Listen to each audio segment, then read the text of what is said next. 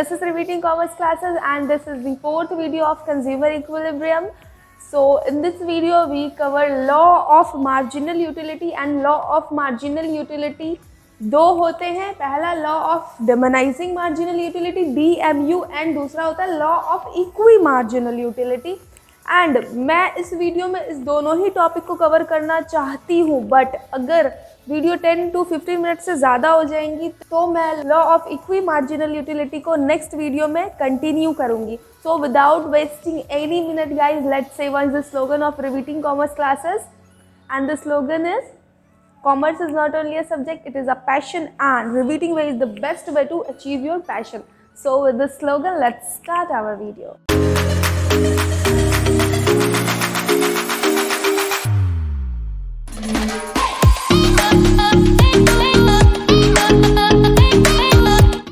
Law of DMU. Law of DMU क्या है, किस चीज़ से रिलेटेड है? लॉ ऑफ DMU को किन्होंने लाया था, ये सारा क्वेश्चन हमारे माइंड में अराइज हो रहा है, राइट? तो लॉ ऑफ DMU आखिर किस चीज़ से रिलेट करता है? ये जो लॉ है वो किस चीज़ का लॉ है? ये एक एक नॉर्मल ओवरव्यू में तो हमें समझना होगा ना, आखिर जो लॉ है DMU किस चीज़ का लॉ है, राइट? तो ये जो हमारा लॉ है, this is the law of satisfaction of human wants. लो जी, हमारा तो क्लियर हो गया. सेटिस्फैक्शन ऑफ ह्यूमन वांट्स से रिलेटेड जो भी प्रॉब्लम्स है उसको हम लोग किस चीज़ में कवर करेंगे? लॉ ऑफ DMU, ठीक है? सेटिस्फैक्शन ऑफ ह्यूमन वांट्स से ये रिलेट करता है, ठीक है? ये जो लॉ है वो किससे रिलेटेड है?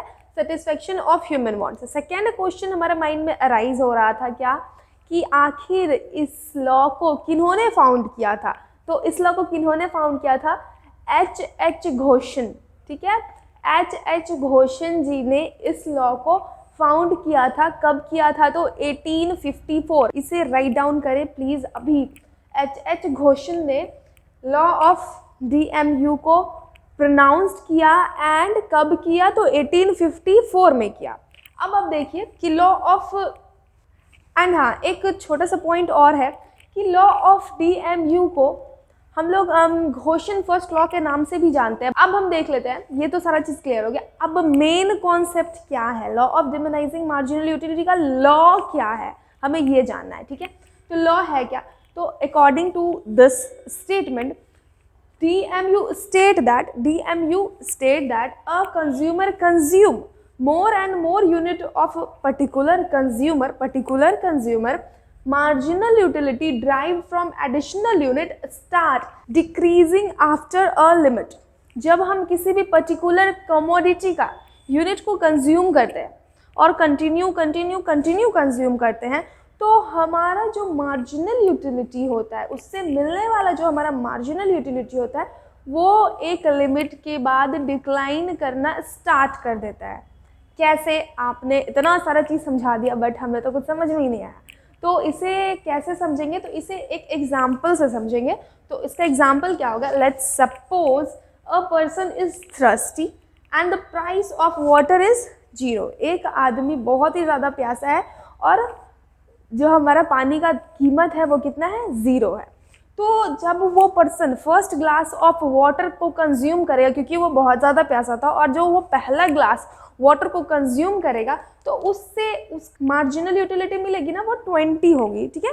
फर्स्ट ग्लास ऑफ वाटर जब वो कंज्यूम किया तो उससे जो उसकी मार्जिनल यूटिलिटी मिली वो 20 मिली, ठीक है? क्योंकि वो बहुत ही ज़्यादा प्यासा था.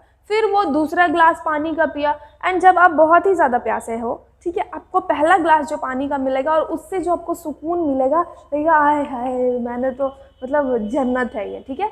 एंड जब आप फिर सामने वाले बंदे को लगे नहीं बहुत ज़्यादा प्यासा था तो इसको एक ग्लास और पानी देते. फिर आप जब दूसरा ग्लास ऑफ वाटर पियोगे तो आपको सेटिस्फेक्शन तो मिलेगी, बट वो पहले ग्लास ऑफ वाटर से थोड़ा सा कम सेटिस्फेक्शन मिलेगी. ये तो कॉमन सी बात है. जब आप बहुत ही ज़्यादा भूखे होते हो और सामने में जलेबी और रबड़ी मिल जाता है तो कितना ज़्यादा लगता है ना जब आप फर्स्ट बाइट खाते हो. बट आपको 4, 5, 6 अगर जलेबी रबड़ी मिल जाए तो क्या होगा?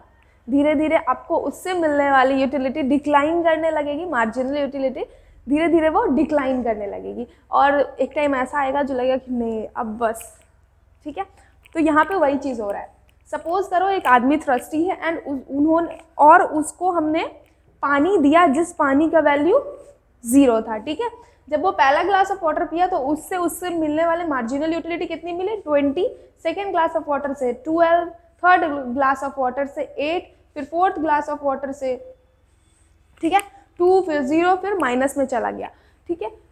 ये चीज़ तो आपको कैसे समझ में आएगी? तो ये चीज़ को समझने के लिए आपको video number I think third में मैंने बताया है law of marginal utility relation, sorry मैंने वीडियो नंबर 2 में बताया है लॉ ऑफ मार्जिनल यूटिलिटी क्या है, कैसे निकलता है, हम उसे कैसे समझेंगे। एंड वीडियो नंबर 3 में मैंने बताया है कि total utility and marginal utility का जो हमारा रिलेशन है वो कैसे डिक्लेयर होता है, कैसे समझ में आता है, ठीक है। तो ये जो निकला है, ये जो मैंने टेबल बनाया, ये टेबल आपको सिर्फ और सिर्फ वीडियो नंबर 2 देखोगे तभी समझ में आएगा। तो आप अभी जाकर देख लो वीडियो नंबर, क्योंकि अब मैं दोबारा तो नहीं क्लियर करने वाली हूँ इस वीडियो में। अब देखिए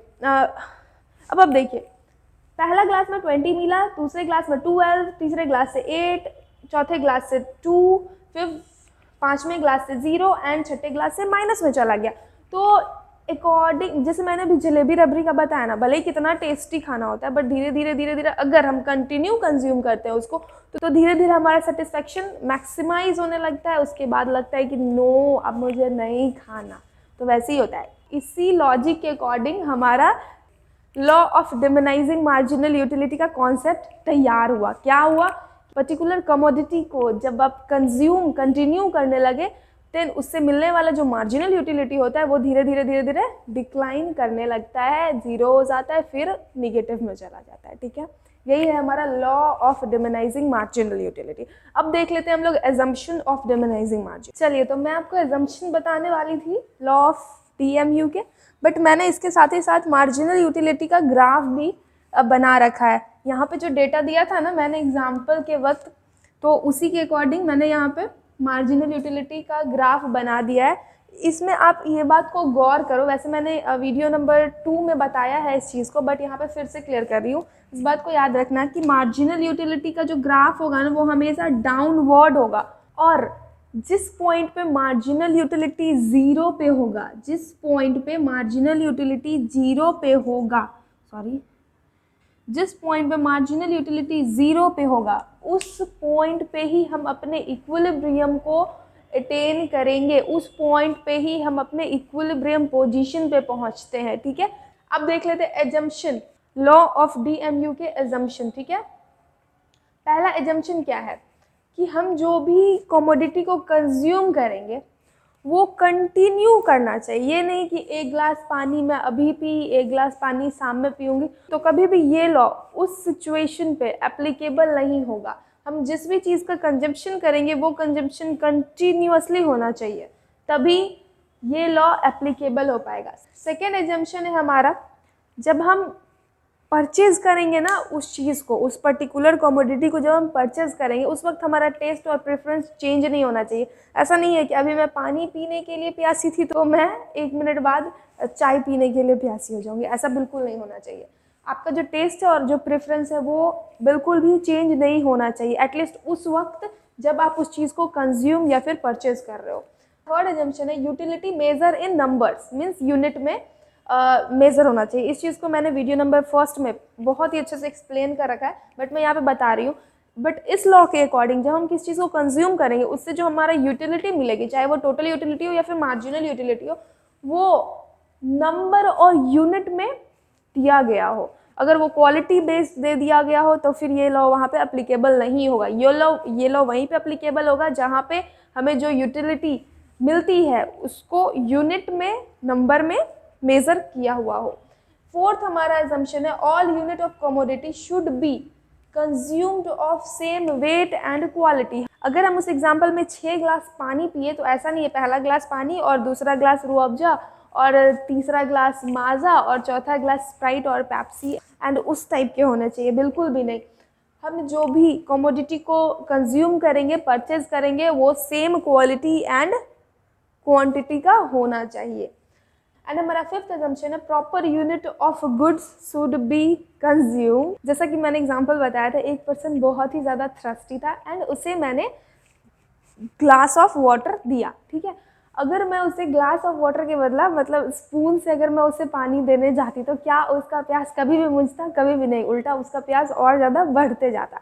तो ये एग्जांपल मैं इसलिए बता रही हूँ क्योंकि आपको एकदम यहाँ पे सेट हो जाए इसका अजम्पशन, क्योंकि इसका अजम्पशन बहुत ही इंपॉर्टेंट है। अगर इसका एक भी अजम्पशन मिस हो गया ना तो ये लॉ वहाँ पे एप्लीकेबल ही नहीं होगा।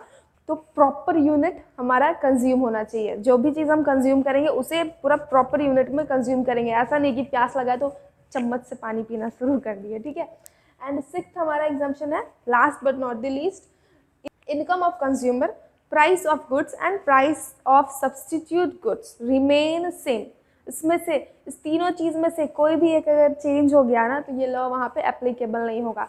Price of goods, income of consumer and third price of substitute goods बिल्कुल भी चेंज नहीं होना चाहिए, सेम होना चाहिए। तो ये था हमारा लॉ के एग्जाम्पल एंड उसके एजम्पशन। यही है हमारा law of diminishing marginal utility. I know ये वीडियो 10 मिनट से ज़्यादा हो चुका है, तो जैसे मैंने पहले कहा था law of equi marginal utility को मैं नेक्स्ट वीडियो में ज़रूर कंटिन्यू करूँगी।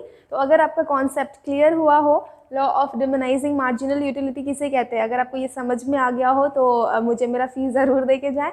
इस चैनल को सब्सक्राइब करें, लाइक करें, शेयर करें जितना ज़्यादा हो सके, क्योंकि एग्ज़ाम आप लोगों का पास आने वाला है। आपका फ्रेंड का भी हेल्प हो जाएगा एंड थोड़ा सा मेरा भी हेल्प हो जाएगा। तो इसी के साथ हमारा वीडियो होता है ख़त्म। तो bye bye, see you soon guys.